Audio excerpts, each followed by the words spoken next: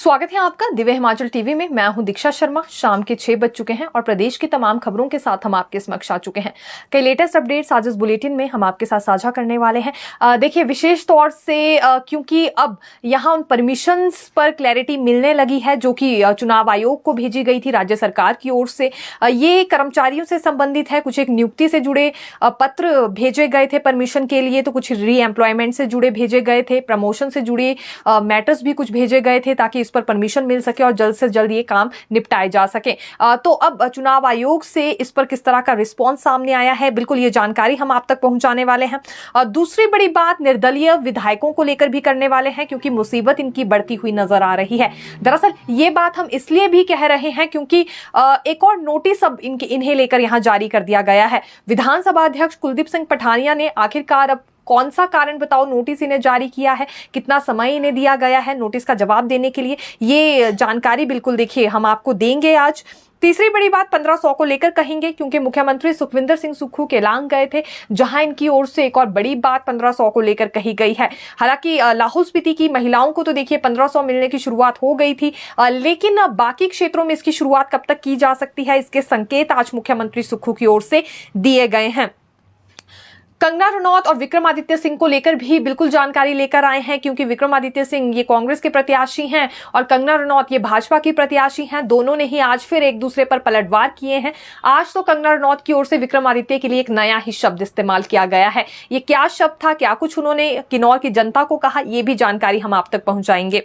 लेकिन शुरुआत मौसम से करना चाहेंगे क्योंकि पिछले कल रात को बारिश बर्फबारी का सिलसिला जारी रहा जिस वजह से 60 के करीब सड़कें अभी ठप बताई जा रही हैं। इसके अतिरिक्त मनाली लेह नेशनल हाईवे भी ठप पड़ा है। हालांकि कुछ दिन पहले ही देखिए इसे बहाल किया गया था, लेकिन एक बार फिर से परिस्थितियां वैसे ही वहां के लोगों के लिए बन गई हैं। अभी आने वाले दिनों में मौसम खराब रहने वाला है, इसीलिए मौसम विज्ञान केंद्र की ओर से एडवाइजरी जारी की गई है कि ऐसे क्षेत्रों में ना जाए जहां पर हिमपात हो रहा है या फिर खतरे से खाली जो क्षेत्र ना हो, क्योंकि केवल बर्फबारी के चलते ही नहीं बल्कि भारी बारिश और ओलावृष्टि से भी बड़ा नुकसान हो रहा है। तो इसी वजह से अभी एडवाइजरी जारी की गई है और आने वाले दिनों में भी ओलावृष्टि, तूफान और बारिश के पूरे आसार जताए गए हैं। फिलहाल अभी 2 मई तक मौसम इसी तरह का बना रहेगा, ये मौसम विज्ञान केंद्र की ओर से प्रेडिक्शन जारी हुई है। राष्ट्रपति द्रौपदी मुर्मू क्योंकि एक दफा फिर शिमला दौरे पर आ रही हैं जिसे लेकर तैयारियां शुरू हो गई हैं। दरअसल रिज मैदान की सैर भी ये करेंगी और साथ ही साथ गेटी थिएटर में जो कि ऐतिहासिक है और वहां भी सांस्कृतिक कार्यक्रम की कुछ एक झलकियां पेश की जाएंगी। तो इन्हीं तैयारियों का जायजा लेने के लिए मुख्य सचिव प्रबोध सक्सेना आज रिज मैदान पर गए थे और वहीं उनकी ओर से ये जानकारी भी दी गई है कि इस बार कल्याणी हेलीपैड नहीं बल्कि इसके अतिरिक्त जुब्बड़हट्टी एयरपोर्ट पर ही ये लैंडिंग करने वाली हैं। तो उसी हिसाब से तैयारियां भी यहां प्रशासन की ओर से की जा रही हैं। हालांकि 4 दिवसीय कार्यक्रम ये रहने वाला है राष्ट्रपति द्रौपदी मुर्मू का, लेकिन इसमें एक दिन वो धर्मशाला भी जाएंगी।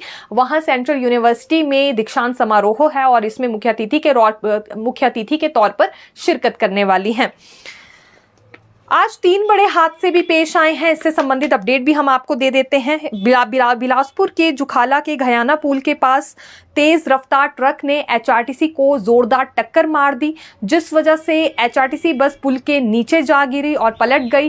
हालांकि इसमें 12 के करीब सवारियां थी और 3 लोग गंभीर रूप से घायल बताए जा रहे हैं। इन्हें एम्स इलाज के लिए पहुंचा दिया गया है। एम्स बिलासपुर में ही इनका इलाज चल रहा है। पुलिस मौके पर पहुंच गई थी और अभी इसमें आगामी छानबीन भी की जा रही है कि आखिरकार किसकी गलती थी। हालांकि बताया यही जा रहा है कि ट्रक सामने से आया, जोरदार टक्कर उसने मारी। तो अब यहां किस चालक पर एक्शन लेना है ये बात भी देखी जाएगी लगातार, क्योंकि एचआरटीसी बस के साथ एक्सीडेंट्स के मामले सामने आ रहे हैं, लेकिन इसमें वो सवारियां पिस रही है जो कि सवार होती है। कुछ एक जगहों पर इससे पहले लोगों की जान भी गई है। हालांकि गनीमत आज इस वाले केस में ये रही कि जान बच गई है, लेकिन 3 लोग गंभीर रूप से यहां पर देखिए घायल जरूर बताए जा रहे हैं। ऐसा ही एक और दर्दनाक हादसा रोडू में भी पेश आया है। रोडू में हाटकोटी त्यूणी मार्ग पर स्नेल के पास दोपहर 2 बजे लैंडस्लाइड हो गया। इस लैंडस्लाइड की जद में कुछ एक वाहन आ गए। हालांकि एक बोलेरो गाड़ी को निकाल लिया गया था जिसमें 2 शव बरामद हुए हैं। आशंका ये है कि जो बाकी वाहन भी मलबे के नीचे दबे हैं उनमें भी व्यक्ति सवार हो सकते हैं। अभी ऑपरेशन एक तरह से वहां पर जारी है, सर्च ऑपरेशन जारी रखा गया है और जो डीएसपी रोडू है उनकी ओर से ही इस बात को लेकर भी पुष्टि की गई है कि अन्य लोगों के दबने की भी आशंका है और इससे पहले 2 लोगों के शव वहां से बरामद कर लिए गए हैं। बोलेरो गाड़ी में ये दोनों लोग सवार थे और देखिए अंदाजा भी किसी ने नहीं लगाया था कि इस मौसम में भी इतना भारी भरकम लैंडस्लाइड वहां पर हो सकता है। लेकिन पिछले 2 दिनों से जैसे ओलावृष्टि और बारिश का सिलसिला जारी था उससे बागवानों को तो नुकसान पहुंचा ही पहुंचा है, लेकिन अब कई तरह की दुर्घटनाएं भी इसी लैंडस्लाइड के, इसी बारिश ओलावृष्टि के चलते यहां पर सामने आ रही हैं। जो लैंडस्लाइड हुआ इसी का ही एक बड़ा नतीजा है। एक और बड़ा हादसा पेश आया है, ये ठियोग उपमंडल के क्याटू में खाई में कार जा गिरी और 150 मीटर खाई में ये कार गिर गई है। गहरी खाई में कार गिरी जिस वजह से मौके पर ही 2 लोगों की इसमें मौत हो गई। हालांकि 4 व्यक्ति इस कार में सवार थे, 2 की मौके पर मौत हो गई, 2 को अस्पताल ले जाया गया है और कारण यही बताया जा रहा है कि अनियंत्रित होकर कार सड़क से खाई में गिर गई। 150 मीटर जब नीचे गिरी तो लाजमी सी बात है कि ऐसे में सवारियों का बचना भी काफ़ी ज़्यादा मुश्किल था। इसी वजह से 2 लोगों की मौके पर मौत हो गई है, लेकिन जो बाकी के 2 घायल हैं उनका भी उपचार चल रहा है और उनके लिए प्रार्थना की जा रही है कि उनकी जान बच जाए।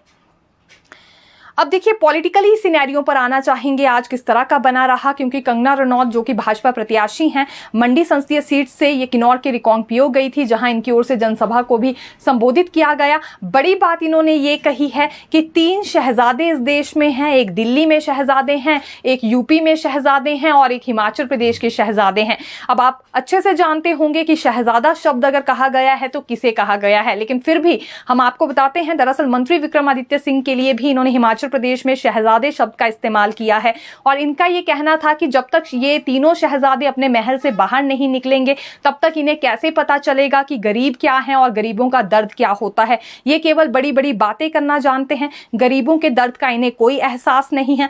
दूसरा बड़ा तंज इन्होंने ये भी कसा है कि अगर ये हिमाचल प्रदेश चुनाव लड़ने के लिए आई हैं तो सेवा भाव से आई हैं, कि इनके बाप दादा ने पॉलिटिकल जागीर इन्हें नहीं दी थी और ना ही ये नेम फेम या मीडिया के चलते यहां पर पहुंची है। सेवा भाव से आई हैं और आने वाले समय में लोगों की सेवा ही करेंगी, क्योंकि ये एक ऐसे इलाके से संबंध रखती हैं जो अभी भी बहुत पिछड़ा हुआ है। इनके गांव का नाम अभी तक बहुत सारे लोग नहीं जानते हैं। जिस गांव से ये संबंध रखती हैं वो भावला है और आज भी लोग पूछते हैं कि ये जगह कौन सी है, किस क्षेत्र में ये आता है। तो वैसा ही इनका कुछ एक किन्नौर के लोगों के लिए भी कहना था और इनका यही मानना था कि किन्नौर भी एक पिछड़ा हुआ इलाका है, ये खुद भी पिछड़े हुए ही क्षेत्र से हैं, इसलिए अच्छे से जानती है कि पिछड़े हुए लोगों का क्या दर्द होता है। इसलिए प्राथमिकता ही इनकी पिछड़े हुए लोगों के लिए और वहां के इलाकों के लिए रहेंगी कि सबसे पहले वहां पर विकासात्मक कार्य किए जाएं। ये भी आज बड़ा ऐलान इन्होंने किया जब रिकांगपिओ में ये जनसभा को संबोधित कर रही थी। एक और स्टेटमेंट इनकी ओर से दी गई है जिसमें इनका मानना था कि अब हिमाचल प्रदेश में जब से सुक्खू की सरकार आई है सब दुखू हो गए हैं, हर कोई दुख में चल रहा है। जो इंसान खुद ही सुखी ना हो वो कैसे जनता को भी सुखी रख सकता है। ये बड़ा तंज इन्होंने मुख्यमंत्री पर कसा है। और दूसरी बड़ी बात इन्होंने ये भी कही कि भले ही पूरे देश भर में नए नए ऐलान यहां कांग्रेस की ओर से किए जा रहे हों, लेकिन इसका फायदा कुछ नहीं है, क्योंकि भाजपा के पास तो ब्रांड है और वो प्रधानमंत्री नरेंद्र मोदी है। जहां वो खड़े होते हैं वहीं से ही लाइन शुरू हो जाती है। पूरे विश्व भर में उन्हें जाना जाता है, उन्हें सराहाया जाता है। तो ऐसे में कांग्रेस को ये जीत का सपना इन लोकसभा चुनावों में नहीं देखना चाहिए। ये भी नसीहत इन्होंने अपनी ओर से दी है। लेकिन इस सबके बीच विक्रमादित्य सिंह का बयान क्या सामने आया है ये भी आपको जानकारी दे देते हैं, क्योंकि जोगिंदरनगर में इन्होंने भी आज जनसभा को संबोधित किया है और बड़ी बात इनकी ओर से ये कही गई है कि जो कंगना रनौत लोकल मीडिया को ही मुंह नहीं लगाती, उनसे ही बात नहीं करती, वो आम जनता के साथ क्या बात करेंगी। और हमारा तो नारा है वोकल फॉर लोकल, ये भी विक्रमादित्य सिंह ने कहा। दरअसल यहां उन्होंने सबसे पहले क्योंकि लोकल मीडिया का स्वागत ही किया भाषण की शुरुआत में ही, और फिर उन्होंने ये कहा कि हम ही आपको इंटरव्यू देते हैं, हम ही आपके साथ बात करते हैं, नहीं तो दूसरी तरफ जो प्रत्याशी है वो केवल नेशनल मीडिया से ही बात करना जानती है, वो लोकल लोगों से बात करना नहीं जानती। और हम वोकल फॉर लोकल में ही विश्वास रखते हैं क्योंकि लोकल चीजें ही मजबूत होती हैं। ये बड़ी बात विक्रमादित्य सिंह ने कही है। हालांकि लगातार हम देख रहे हैं कि दोनों प्रत्याशियों की ओर से एक दूसरे पर पलटवार किया जा रहा है। दूसरी बात उन्होंने वीरभद्र सिंह को लेकर भी कही आज अपनी जनसभा में। दरअसल स्वर्गीय वीरभद्र सिंह का जिक्र भी विक्रमादित्य सिंह की ओर से किया गया है। इनका यह कहना कहना था कि मंडी संसदीय सीट के हर क्षेत्र से गहरा नाता वीरभद्र सिंह का रहा है और अब मैं उन्हीं के नक्शे कदमों पर चल रहा हूं और प्रत्याशी के तौर पर उतरा हूं, तो सभी से उसी प्यार की उम्मीद कर रहा हूं। ये आज विक्रमादित्य सिंह के शब्द थे। तीसरी बात, इन्होंने अपने कुछ एक कार्य भी यहाँ गिनवाए हैं और इस बार राम भक्त की ही जीत होकर रहेगी, जो असल में राम भक्त है उसी की जीत होगी। कुछ ऐसे शब्दों का इस्तेमाल भी आज इनकी ओर से किया गया है जोगेंद्र नगर में जनसभा को संबोधित करते हुए। लेकिन यहाँ एक और बड़ा विवाद खड़ा हो गया है। देखिए, पिछले कल क्योंकि यहाँ विक्रमादित्य सिंह की ओर से एक नया ऐलान किया गया था मंडी शहर के लिए कि इसे वो महानगर के तौर पर विकसित करेंगे, पूरे देश भर में नंबर 1 शहर वो मंडी को बनाएंगे। इसके लिए 800 करोड़ रुपए का ऐलान भी उनकी ओर से हुआ है। सोशल मीडिया पर बड़ी बात उन्होंने कही और एक पोस्ट भी अब तो उनकी ओर से साझा कर दिया गया है।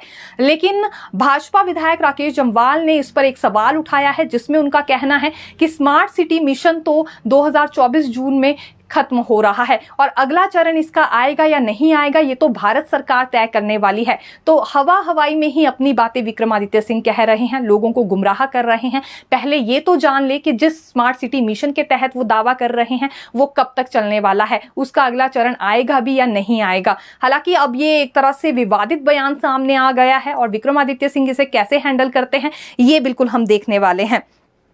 नेता प्रतिपक्ष जयराम ठाकुर भी आज क्योंकि कंगना रनौत के साथ मौजूद थे किन्नौर के रिंगोंग पीओ में और उन्होंने भी 4 बड़ी बातें आज कही हैं। पहली बात इन्होंने ये कह दी कि जो राज्यसभा सांसद के चुनाव में हुआ है, अगर वैसा उनके समय में हुआ होता तो वो खुद ही इस्तीफा दे देते, लेकिन न जाने अभी भी यहाँ कांग्रेस क्या उम्मीद लगाकर बैठी है सरकार पर, क्योंकि ये बार बार भाजपाई दावा करते हुए नजर आ रहे हैं कि जैसे ही लोकसभा चुनाव होंगे उसी के साथ साथ सेंटर में तो भाजपा की सरकार बनेगी ही बनेगी, लेकिन हिमाचल प्रदेश में भी भाजपा की सरकार बनने वाली है। तो इसीलिए ये बार बार इस्तीफा दिया जाए या इस्तीफा मांगने की बात यहां नेता प्रतिपक्ष की ओर से सामने आ रही है और आज की जनसभा में भी इनकी ओर से कुछ ऐसा ही कहा गया।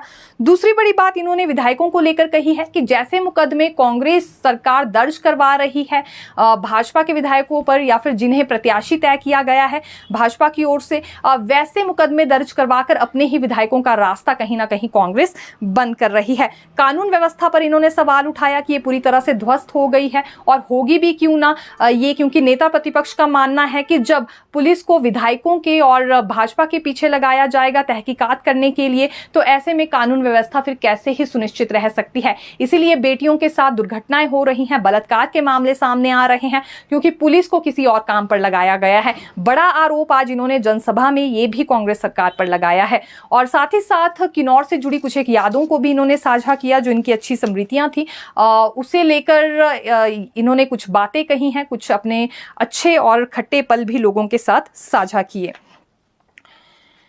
देखिए, अब क्योंकि राणा वर्सेस राणा मुकाबला हो गया है, अगर सुजानपुर की जानकारी दें, राजेंद्र राणा है एक और जो कि भाजपा के प्रत्याशी हैं और दूसरी ओर जो कांग्रेस के प्रत्याशी हैं वो रंजीत राणा है, कैप्टन रंजीत राणा। तो आज राजेंद्र राणा की ओर से भी कुछ कड़वे शब्द निकलकर सामने आए हैं। रंजीत राणा को इन्होंने घेरने की कोशिश की है। इन्हें दरअसल हिमाचली जनहित महासभा पंजाब ने खरड़ में एक विशेष बैठक में मुख्य अतिथि के तौर पर बुलाया था और इन्होंने मुख्य अतिथि के तौर पर वहां शिरकत भी की, लेकिन एक बड़ा बयान भी इन्होंने दिया। सबसे पहले ये क्लियर किया कि बार बार मुख्यमंत्री जो इन्हें दल बदलू कह रहे हैं, ये दल बदलू नहीं है बल्कि इनकी तो घर वापसी हुई है और कांग्रेस ने जब इन्हें अपने घर से निकाल ही दिया था तो खुले आसमान के नीचे तो ये नहीं रह सकते थे। इसी वजह से इन्होंने भाजपा में वापसी कर ली है और ये भाजपा से ही थे, अब भाजपा के ही बनकर रहेंगे, ये भी दावा किया। दूसरी बड़ी बात इन्होंने ये कही कि कांग्रेस ने जैसे सुजानपुर से अपना प्रत्याशी बनाया है, उपचुनाव क्योंकि होना है इस विधानसभा सीट पर भी सुजानपुर में, तो इनका ये कहना था कि यही रंजीत सिंह कभी ये कहते थे कि कांग्रेस के कपड़े तक छूना इन्हें पसंद नहीं है। तो आज ऐसा क्या हो गया जो कांग्रेस के ही प्रत्याशी बन गए हैं और यहां अगर किसी ने दल बदला है तो वो रंजीत जी हैं, ना कि राजेंद्र राणा है, क्योंकि राजेंद्र राणा को तो खुद कांग्रेस ने निकाला था और उसके बाद उनकी फिर घर वापसी हुई, ये भाजपा में शामिल हो गए। हालांकि हिमाचल वासियों से इन्होंने आग्रह भी किया है कि लोकसभा चुनावों में और उपचुनावों में अपनी पूरी भूमिका निभाएं वोट डालकर, क्योंकि वोट डालना हर किसी का अधिकार है और अपने इस अधिकार का इस्तेमाल जरूर करें। देखिए, दूसरी ओर निर्दलीय विधायकों की बात करें तो इनकी मुसीबत बढ़ती हुई नजर आ रही है, क्योंकि हाल ही में मंत्री जगत सिंह नेगी की ओर से एक और याचिका दायर की गई है विधानसभा अध्यक्ष कुलदीप सिंह पठानिया के पास।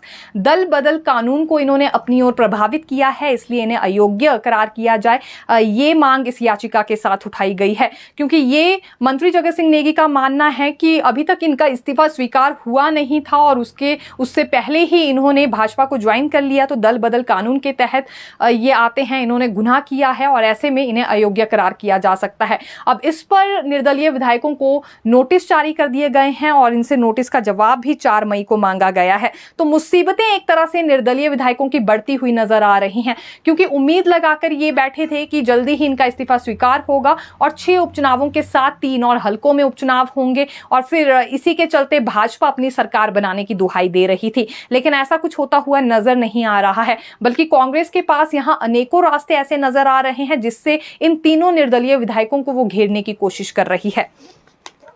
मुख्यमंत्री सुखविंदर सिंह सुक्खू आज केलांग में थे और आज 1500 का जिक्र भी इनकी ओर से किया गया, क्योंकि शुरुआत तो सबसे पहले लाहौल स्पीति से ही महिलाओं को 1500 देने की गई है। तो ऐसे में इनकी ओर से ये साफ तौर पर कहा गया कि जल्दी ही हिमाचल की बाकी बेटियों को, महिलाओं को भी 1500 देने का सिलसिला शुरू हो जाएगा। अभी से ही ये 1500 की राशि मिलना शुरू हो जाती, लेकिन नेता प्रतिपक्ष जयराम ठाकुर अपने दलबल के साथ फिर चुनाव आयोग के पास पहुंच गए थे और उन्होंने पूरी तरह से इस योजना को प्रभावित करने की कोशिश की और अभी फॉर्म फिल नहीं करवाए जा रहे हैं।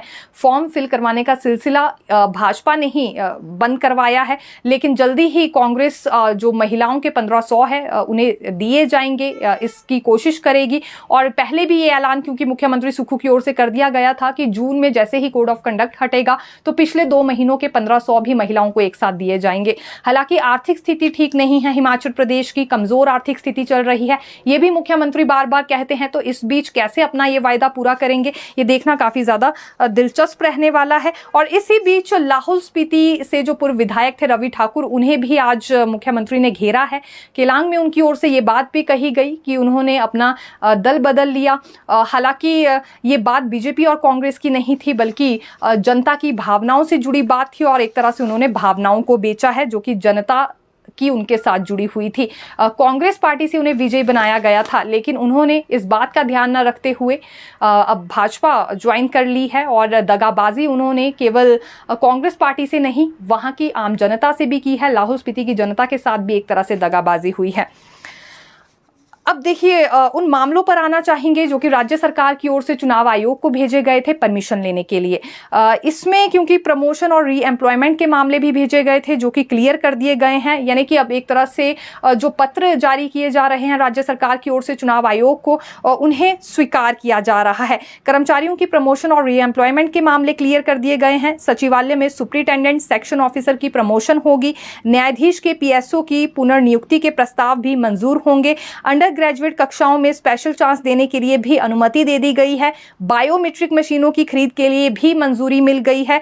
और ये मामले जैसा कि आप जानते भी हैं, मुख्य सचिव की अध्यक्षता वाली स्क्रीनिंग कमेटी की ओर से ही चुनाव आयोग को भेजे गए थे। लेकिन इस बीच बड़ा पेच अगर फंसा है तो वो रेगुलराइजेशन ऑर्डर्स को लेकर फंसा है। हम जानते हैं, आज भी हमारे पास काफी सारे कमेंट्स आने वाले हैं कि उन कर्मचारियों का क्या हुआ जिनका कॉन्ट्रैक्ट पीरियड पूरा हो गया है 2 साल का, 1 अप्रैल से जो रेगुलर होने वाले थे। लेकिन इस मामले में कोड ऑफ कंडक्ट के हटने तक का इंतजार करने के लिए कहा गया है और ऐसा ही कुछ नियुक्तियों से संबंधित मामलों में भी देखने के लिए आया है, जहां कोड ऑफ कंडक्ट के हटने का इंतजार करने के लिए कहा जा रहा है।